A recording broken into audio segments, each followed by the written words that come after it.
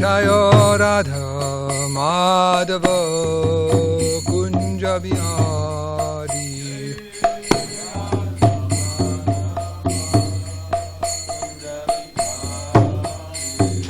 Gopi Janavallabha Girivardhari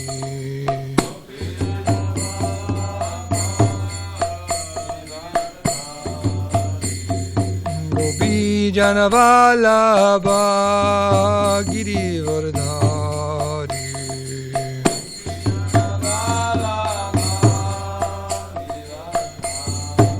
Jasura Nandana Brajajana Ranjano Jasura Nandana Brajajana Ranjano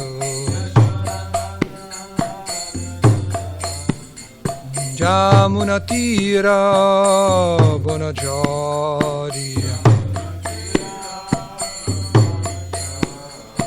Jamunatira Bonachari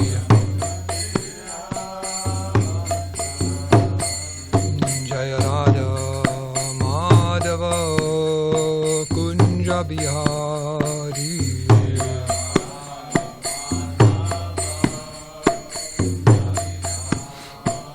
Jaya Radha Madhava Kunja Bihari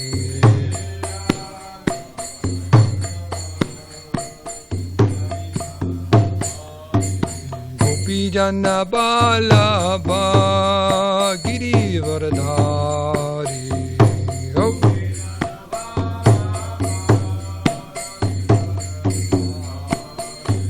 Gopi Jana Vallabha Girivardhari Vallabha Girivardhari Jasoda Nandana Brajajana Ranjano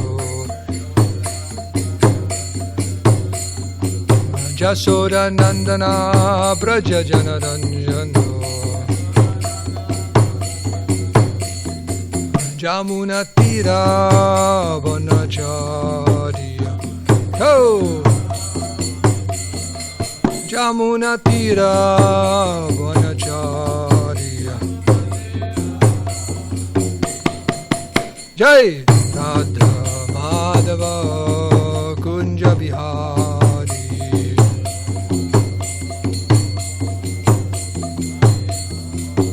Jaya Radha Madhava Kunja Vihari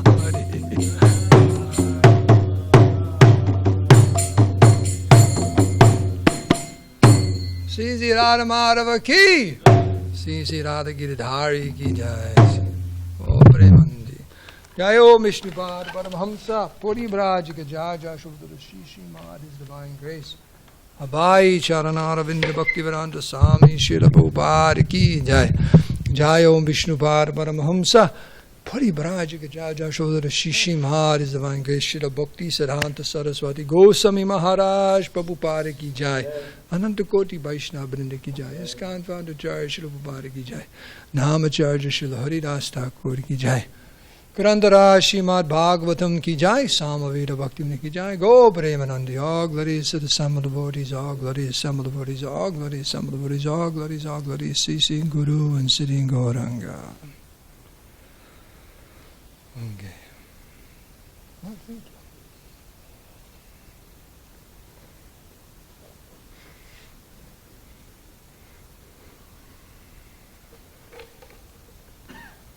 So usually there's questions and answers at the end of class.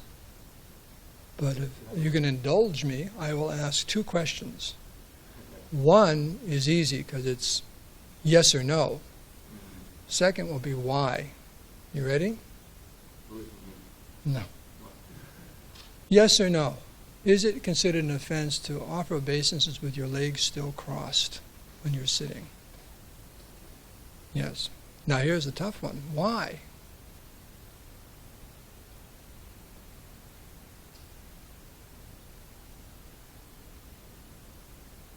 Okay. When you read the sections on obeisances. There's different kinds of obeisances, and all has to do with your limbs, certain numbers of your limbs being straight. Just like when all the limbs are straight, what's that called? Dandavats. And they actually, your feet, your knees, your this, and they're all straight. And then there's like panchanga, which means 5, in 3. So the point is, when you pay obeisances, limbs should be straight. So to be sitting and then just bend down, that's called lazy anga.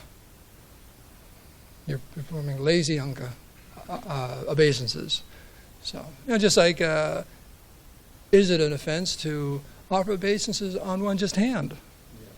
Same thing. There's got to be 2 hands. Actually, you know what that is? When you pay obeisances with your hands, you actually meditate. You're touching Krishna's feet. So, and they're like, hey, there you go. Just 1 foot's good enough for me. So you're actually touching Krishna's feet. Right, so you got to do something with that bead bag. You got to set it down and whatever. But it's just etiquette. But that's why. The why is very important because you know the why. So the proper, maybe Ayurvedic or just etiquette that your limbs are straight. You're offering everything like that. And then also with the hands, you're touching Krishna's feet. So you want to have both hands are there like that. So, just okay. And I've got on everyone's bad side. I'll start class. So we're reading from the srimadbhagavatam. This is the 4th canto, 20th chapter. We're doing text 35 and 36. 35 is on the board. We'll read through one verse here, and then I'll read the other one, and we'll read the translation and purport. Om Namo. See, I scared Damodar off. He left. Should I ask more questions? I could ask maybe 5 questions and scare everyone out of the room. Om Namo Bhagavate Vasudevaya. Om Namo Bhagavate Vasudevaya. Om Namo Bhagavate Vasudevaya. Narayanam Namaskritam Naram Chaiva Narottamam Devim Saraswatim Vyasam Tato Jayamudirayat. Srila Prabhupada ki jai. So here's the verse. Devarishi pratirganda. No, that's not it. What is it? Yeah, okay, let me just, 1 second here. Increase the size of this font so I can see it. Devarshi pitrigandharva. Siddha charana pannagaha. Kinarapsaraso martya. Kagga bhutyanikashaha. Devashir pitrigandharva. Siddha charana pannagaha. Kinarapsaraso martya. Kagga bhutanyanikashaha. Devarshi pitrigandharva.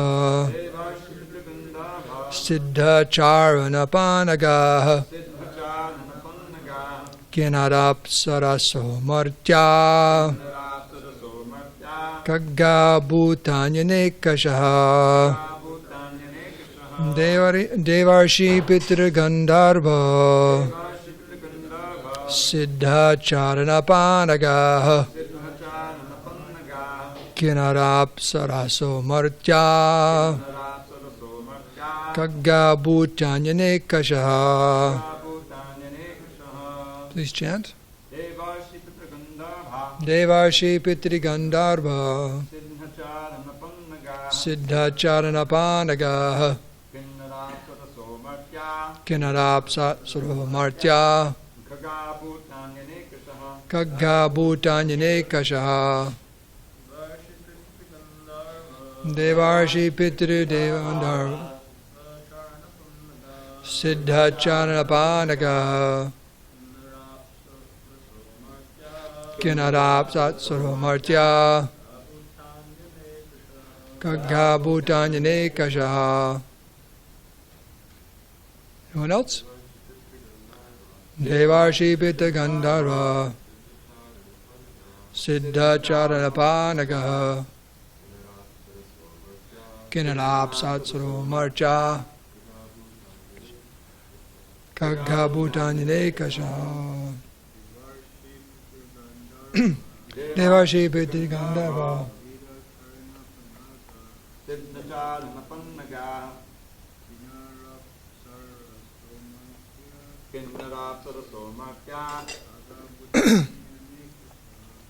Bhutanile Kasha Yogeshwara Dhyaragya Vagvitanjali Bhaktitaha Sabhyajita Yayu Sarve Vaikuntanugatastatah.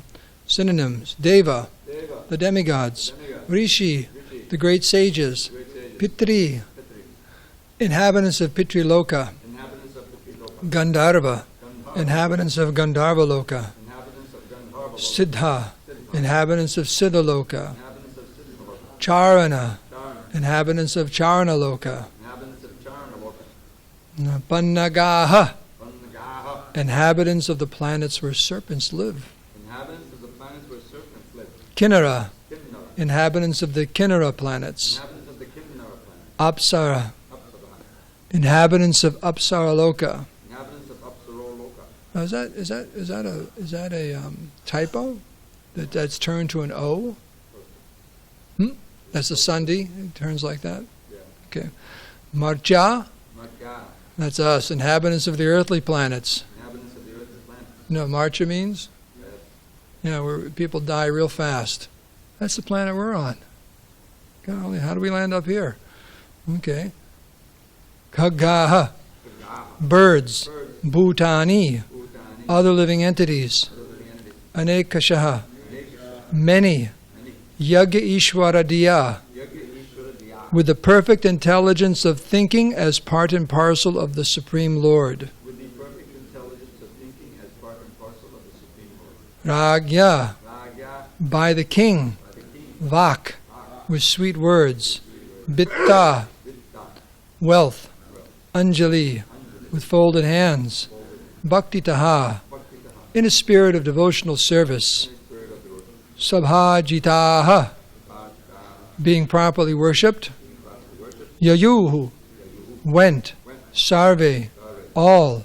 Vaikuntha, of the Supreme Personality of Godhead Vishnu. Anugataha, followers. Tataha, from that place.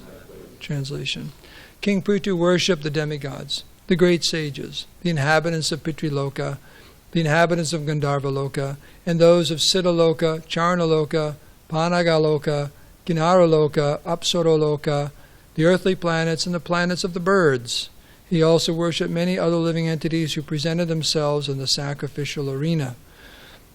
With folded hands, he worshipped all these as well as the Supreme Personality of Godhead and the personal associates of the Lord by offering sweet words and as much wealth as possible. After this function, they all went back to their respective abodes, following in the footsteps of Lord Vishnu. Purport.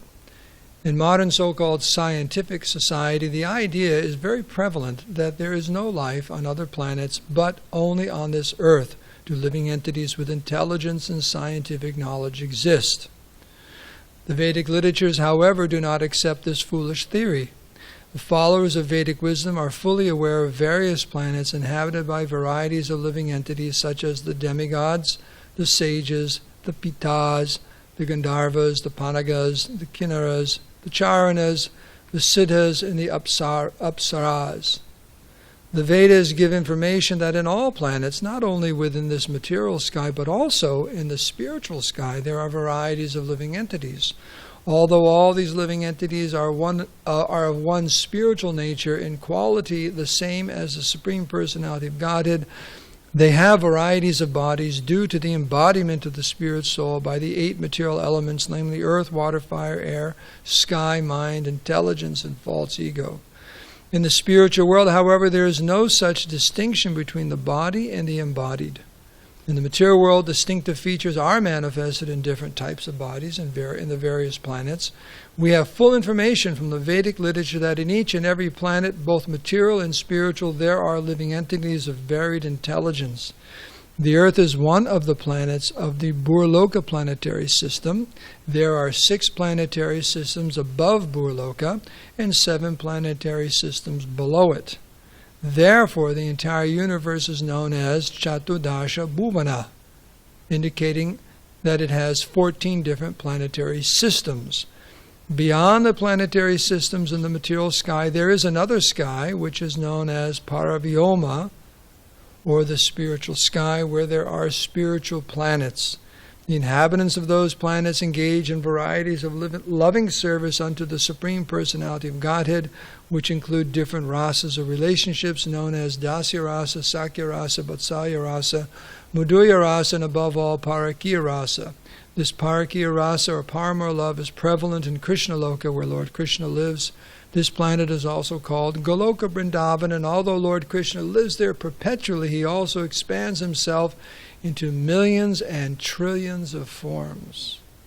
In one of such forms, he appears on this material planet in a particular place known as Vrindavan Dham, where he displays his original pastimes of Goloka Vrindavan Dham in the spiritual sky in order to attract the conditioned souls back home, back to Godhead.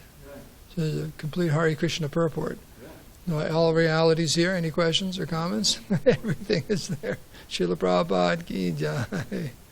So, Om Agyan Timirandasya Gananjana Salakaya Chaksurunminitam Nena Taismai Sri Gurave Namaha. Sri Krishna Chaitanya Prabhu Nityananda Shri Advaita Gadadhara Shiva Shri Gaur Bhakta Vrinda. Hare Krishna, Krishna Krishna, Hare Hare, Hare Rama, Rama Rama, Hare Hare. Vanchika Badru Bhashta Kripa Sindhu Beva Japaridanam Bhavani Bhu Vaishnavi Bhu Namo Namaha. So with your kind thoughts and blessings and hope for the best, I'll try to give a class. Now, what do you call those words you're asking for every Tuesday? Mellifluous? Mellifluous. Not malevolent, malevolent, mellifluous. Okay, so I'll try to see if I can do that. Now, is everyone cold? Okay, forget opening the door a little. Everyone's okay? Some little stuff in here. Could just maybe like this much, just a little air in, a little bit of air.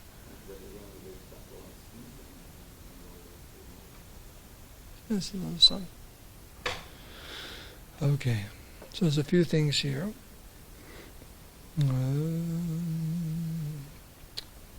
Well, let's start with this verse, because I'm going to speak a bit about the other thing. One thing is, Priti Maharaj is following the advice that Krishna is giving in the Bhagavad Gita. When he talks about austerity, he's saying there's austerity of the body, mind, and words.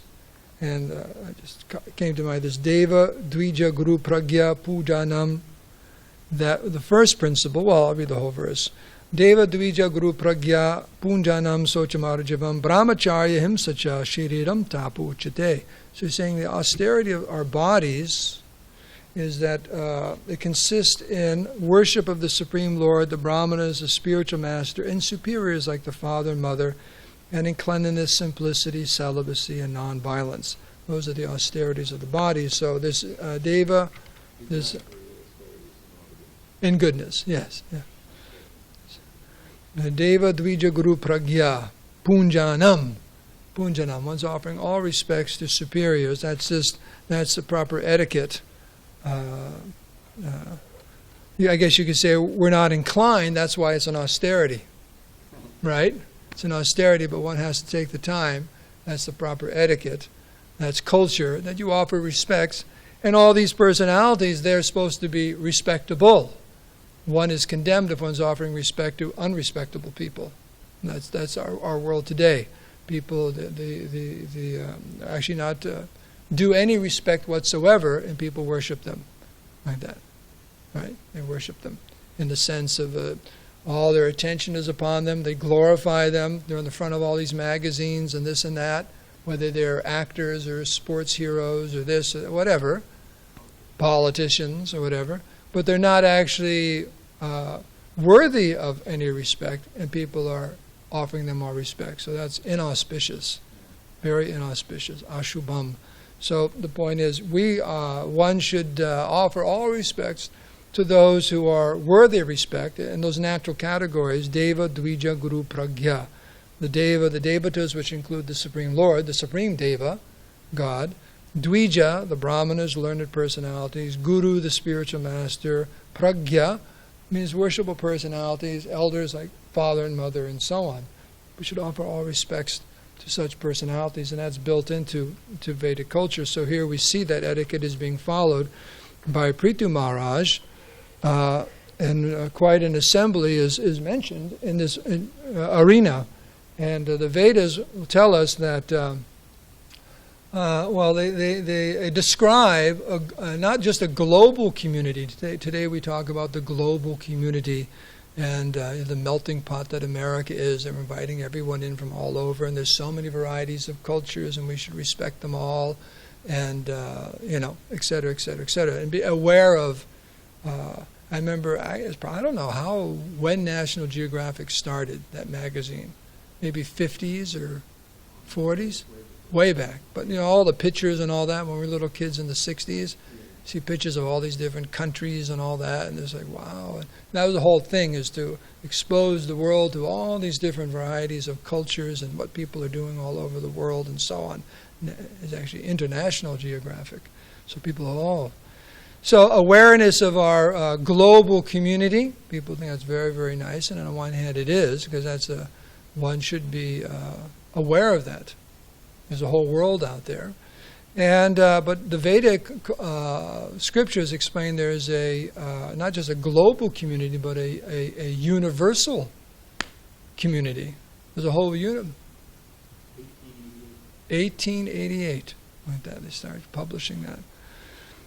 So it goes way beyond just this planet. There's a whole world out there. And Prabhupada says it's as Prabhupada say, so-called scientific society. Why so-called? Because it's not very scientific to say there's no life on all these other planets. How could you make that statement? You've never been there. You've never been there, right? How can you make that statement? That's not very scientific at all. Just like, what's for breakfast today? If you were in the kitchen, you may be able to say, oh, Santosh is cooking this and that, but you're not there. You say, oh, I know exactly what you make it up. Or just say, there is no breakfast today, and then everyone flips out, right? You're not there. How can you say? You can speculate and say, oh, I think he's doing this, or I think he's doing that, or maybe there's no breakfast, or he wasn't in a very good mood during kirtan, so maybe there's no breakfast. You can speculate. That's not very scientific, right? So they're not there. How can you say there's no life anywhere with any intelligence in this whole cosmic creation? That's quite a stretch of imagination, and you could say faith. And why do we even say that? Why even say it? It actually is a psychological reason. Why is it there's no intelligent life just for us? Except us. Why say that? Yep, that's it. We're number one. And you see, and they actually portray that there are aliens. They don't say, divine beings, aliens, and all Hollywood portrays them as what? Ugly creatures and this and that, and they're always menacing, and they're always trying to destroy Earth, and somehow or other human beings prevail and they do something, blow them up, or find that they sprinkle water on them, they die, send them back where they came from, like that. You never have these movies where actually, oh yes, there are all these celestial beings who are thousands and thousands and thousands of times more beautiful or intelligent than us. That's not going to happen. Oh, yes, but look at him. Like that. Wasn't like the cutest kid on the block or anything, but had a hard time in school. So why do they? It's psychological. It's psychological. Why are they portraying like this? And it's all, if there are such things, they're evil, like that, or very odd or strange or something. But the Vedas, since time immemorial, have been describing a universal, cosmic, the word's cosmic community of all these. And human beings are there too. We're kind of low on the list. We got listed on Marcha Loka, which means a planet where people die real fast. And you say, hey, where'd you grow up? Oh, I was over here. And, well, I guess you could say like East, Harlem, or where, people die real fast. Oh, that's where you grew up. Yeah, life is on the edge at every moment. You could die. Well, that's where we're growing up. That's Marchaloka, human beings. But there's other living entities. They live for vast spans of time, and that's what the Vedas say. And is it really that far-fetched? Is it really that far-fetched? That in this huge, vast... And it's interesting, it's a contradiction making this conclusion, because they even admit they have what's called black matter, dark matter. They say that actually 90-something% of what's out there, they don't even know what it is. So if you admit you don't know 90-something% of a particular reality, how can you say much about it at all? It's interesting. But they're saying, oh, there's no intelligent life as we know it. And, where have you been? It's like Prabhupada says, in India, the gurus say they're Jagat Guru. Prabhupada said they never left India, they never left their village, and somehow they're the Jagat Guru, which means spiritual master of the world. Srila Prabhupada was Jagat Guru. He traveled all over the world, made disciples. But they're in their little village, and they're saying, Jagat Guru. They never left their village. How can they be Jagat Guru? So these different divine personalities have all gathered. And the point is that up until a certain time, the Vedas say, the residents of different planets would come here. They would come here. Due to the piety of the human beings and the kings in Vedic culture, there would be some mixing, some association. They would come. Let alone the Supreme Lord himself, as he's appearing here in Maharaj Prithu's arena of sacrifice. So there was this coming and going up to even 5,000 years ago, in the time of the Mahabharata and the Pandavas and so on. There was that mixing of these personalities. But no more. And why is that? Why is that? Too degraded. The example is given is sometimes the government, if you travel, they have a don't travel to list or something. Certain countries you're not supposed to go to. They're too dangerous. I don't know what it's called. It's not Homeland Security, but it's immigration or whatever. They list. Don't go to this country. Don't go to that country. If you do go to this country, you better watch it. Don't go there. It's very, very dangerous for tourism or for people to go for business or whatever. You just don't go. You're not allowed to go. And I think, what is it? Even Cuba. Did they nix Cuba? Mr. Trump nixed Cuba. Like that. Like that. So it's considered you don't want to go there. So why is that? Because dangerous. Who wants to go to Somalia? Who wants to go to downtown Kabul these days or something like that? It's not a place you want to go. Why? It's very, very dangerous. Not very nice.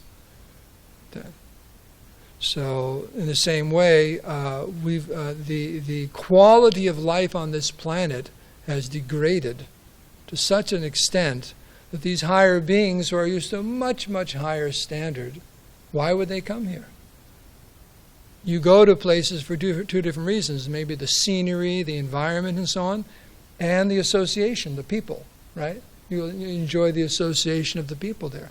Well, guess what? We strike out on both of those. We're no longer attractive as people because of our lack of piety, and the atmosphere here on this planet is just so pathetic, what we've done to it. We're on the do not visit list for the demigods. Don't come. There's only one reason they'll come. Give some Sankirtan movement. Prabhupada mentioned at different times. They'll come for that. They'll come for darshan or this or that. Have to be passing by or something. What is it? Some joke about that? About aliens when they go by. Oh yeah, when they go by this planet, they lock the doors on their spaceships. When the devatas go by, they tell their kids, lock the door. They cruise by. It's a dangerous place, this planet. So, do we accept this? Do we not accept it? Well, it's a Vedic view of reality. And then the question is, we don't know either. I mean, how many planets have you visited that you can remember? Well, you should be up here giving class and tell us about it, right? We don't remember. One like this Phoenix. That's a planet, isn't it? So we don't know. We don't have direct perception either, so we can't authoritatively say from our own senses, oh yeah, I know. We don't know. So it's a question of authority. Who do we accept as an authority? That's what it boils down to. So on one hand, you can say, I have to leave it open. I just have to, who do I accept as an authority? And then the question of what it seems to be the most logical explanation of something. Is it really logical to look up at the sky at night with all those stars and think that it's completely devoid of any intelligent life? I don't think so. Does anyone think so? There are people who think, oh yeah, there's nothing out there. This is it. Even isn't it Christianity also? You know, this is it. Christ came here, this one planet, this is it. It's kind of like everything exists because Earth, that's it. You know? That's true. The people who've left here, they go there. And I guess the people who left here go there. But this is the place. It's all happening. So, and they say, oh, it's just all, you know, all these personalities, and every different culture has different ideas about higher beings and what they look like and so on. It's interesting that there's a Greek philosopher, his name was, what was his name? I just was thinking about it this morning. Anselm? No. Anyways, he'll come to me. But he said, his argument, he was a Greek philosopher, his argument was that if you look around, and of course he was speaking about the Mediterranean area, about the gods. He said it's quite interesting, you notice the Greeks, when they depict the gods, they all look like Greeks. And like the Norse people, he was talking about Northern Europe, they look like, you know, they all look like Thor or something. You know, like the, Thracia, he mentioned Thracia, which is an ancient kingdom, and they all had red hair, kind of red hair, so they, you know, they look like that. So it is interesting. You look around the world, and people portray God or gods, godly, as looking like them, and therefore there are no such personalities. Now, does that really follow? It doesn't really follow. What it means is there is a aspect of anthropomorphism that we make it look like that. An example is given just like if you take something like a country, a view, like I don't know, you want to pick, let's say you pick a mountain like Mount Everest, right? And you have different people draw pictures. Now, a little child would draw a little stick figure or something like that, and from different angles. And because those depictions of Mount Everest look different, does that mean Mount Everest doesn't exist? What it means is Mount Everest is there, but according to these persons' perception or their culture, they will depict it in a particular way, just like there's varieties of art, right? There's modern art, you know, like Asian art, you know, like Chinese art and things like that. They paint in a particular way, and there's, anyways. But that doesn't mean the object doesn't exist. It just means through the eyes of this particular culture, this is how they see it. And people say, well, therefore, and the Indians, they make their gods all look like India, right? And that is true. But I'll give you, there's different examples, but that's not what the Vedas are saying. Just like Lord Indra, you know Lord Indra, you know what color his hair is? That's Lord Shiva. He's blonde. He's actually got blonde hair, the Vedas say. He's a handsome guy. They say he's like a surfer dude from Southern California. Is that true? Indra dyes his hair? Where did you read that? He dyes his hair, you know. But is it, they you know, portray that they all look like, you know, like you look at Gujarati art, the Rajasthani, you know, they don't look like that. They're just kind of like, and they make it. So that's a natural thing, but doesn't mean these personalities don't exist. And then you go into the original Vedas, but they don't. I mean, Gandharvas. You got some of these are the Kinnaras and Gandharvas. They have wings. Now, where in India do people have wings? Right? They're not like Indians. Or like Krishna. They say, oh, he looks like Krishna. Where do you find beautiful people like that, like Krishna? Actually, so beautiful that the whole universe is attracted to him. Where do you find people like that in India? So that's just, they just make these statements. And it doesn't mean these personalities don't exist. So that's one thing. And Prabhupada, over and over again, he says the Vedas explain that every single inch of creation is filled with living entities. Because there's a purpose behind it. The jivas are taking shelter of this material world and working their way through. And all these varieties of life are certain stations of karma that we've created for ourselves. It's a mixture of our karma and our desires. And Krishna is just the place for you.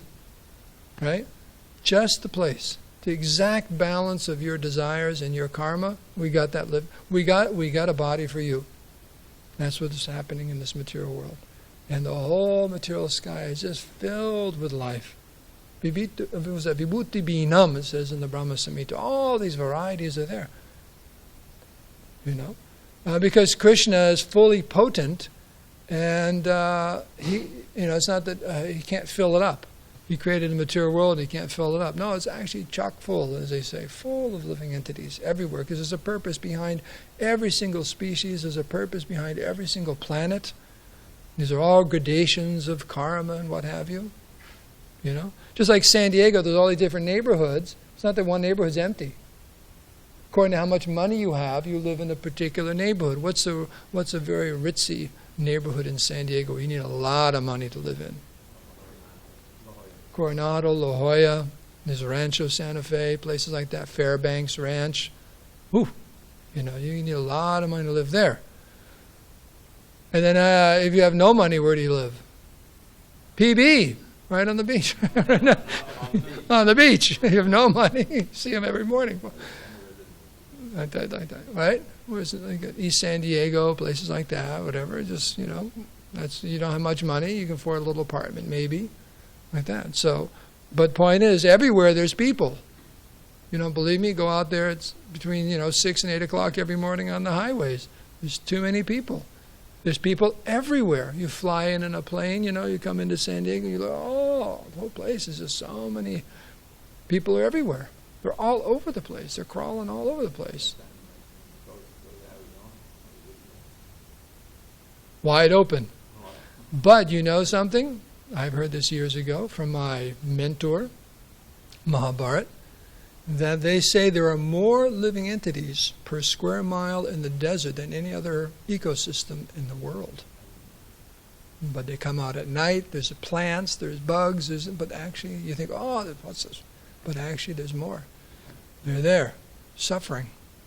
And most of them come out at night if they're like little creatures and bugs and so on. You got all these different varieties of stuff. I mean, obviously you have the kind of desert where it's just sand, but I'm talking about where there's some vegetation and so on. So they're everywhere. Sarvagata, Sarvagata means there's living entities everywhere, and that's one understanding of that. Krishna's filled up this universe with living entities like that. And then beyond this material world, we don't say it ends there. Beyond the material world is a spiritual world, which is even more. It's even more. It's superior, like that. Parastasmat tu bhavanyo bhyakto bhyaktat sanatana, Krishna says. Beyond this material world, there's that spiritual realm which is never annihilated. And is it just a big, flashing, blinding light of impersonal energy? What's that called? Com Edison? Is that was a company? The East Coast electric company. Was it here? Sempra energy, just electricity, just light, blinding light. No. It's all filled with planets. Vaikuntha Dham. It's all, and above that is Goloka Vrindavan. And Prabhupada ends the purport by saying, and there's a difference in this material world, as everyone's spiritually equally, but we have a different, due to our karma, mixing of the different 8 elements, earth, water, fire, air, ether, mind, intelligence, and false ego. It's all mixed in there somehow. But beyond this material world, in the spiritual world, the living entities, there's no difference between them and their body. They have spiritual bodies. And they're all engaged in the Lord's devotional service. That's a big, big difference. They're all eternal. And then above and they're engaged in these different relationships, the 5 kinds of rasas.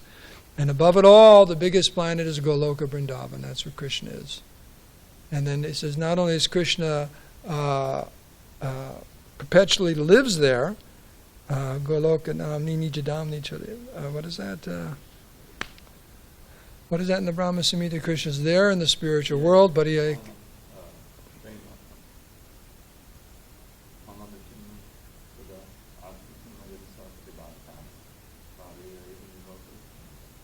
Lokaiva. Yeah, he's there in Goloka, but also he's everywhere else simultaneously. So he's in millions and trillions of forms, and actually there's more than that.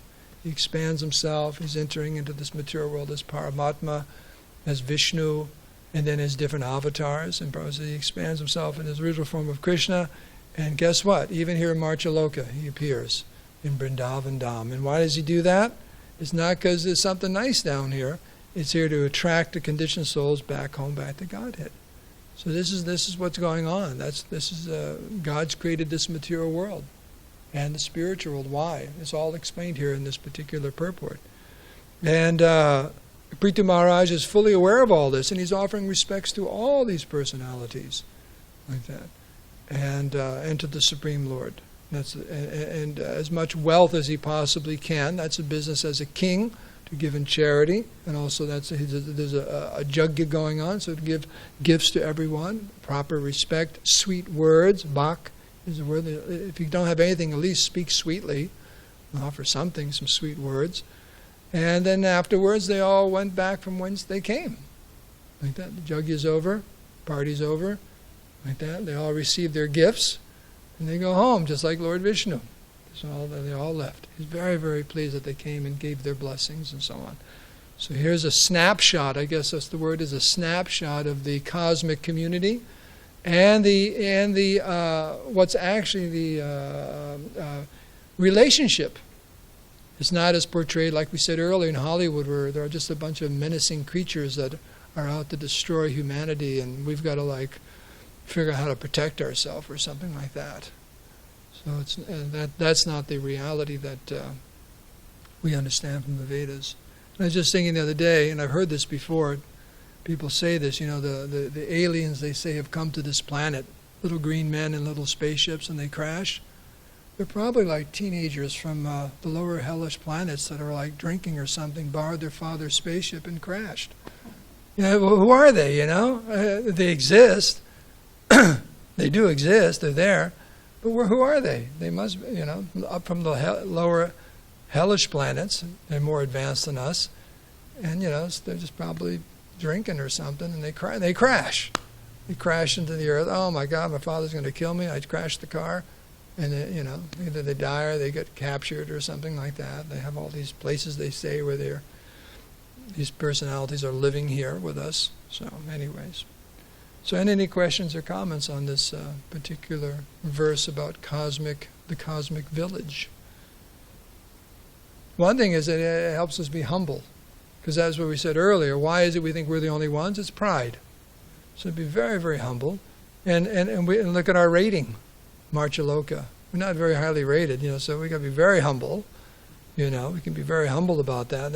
And why? Because why are we here? Was there's no room anywhere else? No, we deserve to be here. So our karma's not so good. We've done so many things that we actually got stuck on Marchaloka. Of course, on one hand, it's a planet where death comes very quickly, but also there's a lot of mercy on this planet because Krishna appeared here, Chaitanya Mahaprabhu appeared here, Prabhupada appeared here. So there's a lot of mercy. And the benefit of living in Marchaloka is one doesn't become enamored by all the opulences of a long life, an opulent life, and so on. There's not a lot here to keep us attracted. There's not much, and it goes so quick. So it's easy, on one hand, to take the spiritual life. If you're here, then in a place where just a continuous bombardment of the senses of the most amazing varieties of sense gratification. Right? It's very, very difficult to be Krishna conscious in those atmospheres. Or you're in a hellish planet and you just suffer like anything. So it's a good point. It's a good place to be for spiritual life. Okay. Anything else? Everyone's happy? Okay.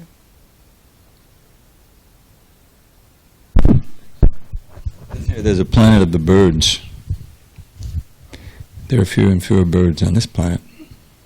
I read about it. Maybe they're all going. Yeah, I hope they're reborn over there because they're killing the insects and birds eat the insects. Yep. So there are fewer and fewer species on this planet. Yeah. symptom of the Kali Yuga. Like that's part of the symptoms that everything just gets depleted, and it's not a very nice place. The mystery to me is how it's supposed to go on for 427,000 years. That's a real mystery. Doesn't seem like it's going to make it. Well, Bhagavatam tells what it's like at the end of that. So it's not that it's a what do they call it? A something walk, cake walk until in the Kali Yuga it gets pretty bad. There's nothing, absolutely nothing. Nothing to eat. People, it's just like horrible. So, but I don't know. I guess we could stick around. Yes, that comes up, and then it's going to be very difficult. Prabhupada said, don't come back. It's going to be very, very difficult. Just don't come back. It's Kali Yuga. You can say nature's taking its course, like they say, the material nature's taking its course, and we know that means, on a grand scale, the yugas. Winter's coming. Do you like the cold weather? You don't like the cold weather at all, right? Everyone's sniffling and sneezing, and probably that's where Janardhan is. He's not doing well at all. He just got back from India. He's got a cough and he's sick. This is maybe a more practical question. I'm thinking that this temple was built. There's been climate change since this temple was built. And I think it may have been warmer in here so that during the cold months so that they thought, well, we can get by without any heating. Or there was another heating. Anyway. Right up there. There's a heat. Maybe we should activate it. Because people get, it's hard enough to get people to come and sit in the class, but if it's freezing cold. No, we have someone who wants to give a donation. Jamuna called me last night. This person told me the other day I was at his office, so maybe I'll just ask him. That's what they should investigate. We don't need a new floor on the altar or anything like that. Fix that space heater, because when I first came here in 77, 78, there was a space heater there and a little thing, an vent, and it just blew down. Because it was a movie theater before in an Elks Lodge. Those people had comfort. They weren't brahmacharis. I mean, there was beer bottles all over the property when we moved in to clean them all up. They were like Elks Club or something. But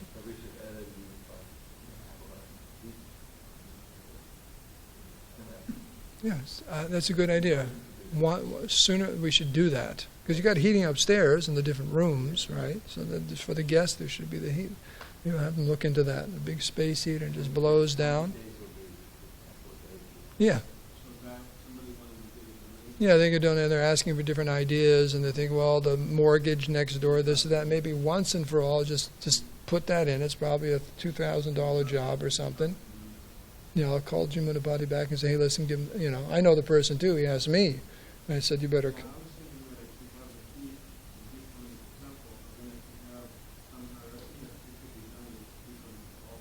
Yeah, vents. Yeah. But it's a big space heater just hanging. And there was an opening there, grid, and it just blew right down. And it's still hanging there, but it broke, and it's just not fixable. It's probably from the 70s or 60s or something. So there we go. Then the Devatas will visit us because it's warm enough in here. Yeah. Okay, so we can end here. All glories to Srila Prabhupada, srimadbhagavatam ki jai. Yeah, the word's out. It's a nice box there. It's warmer in the New York City, in Brooklyn Temple than it is in SanDiego.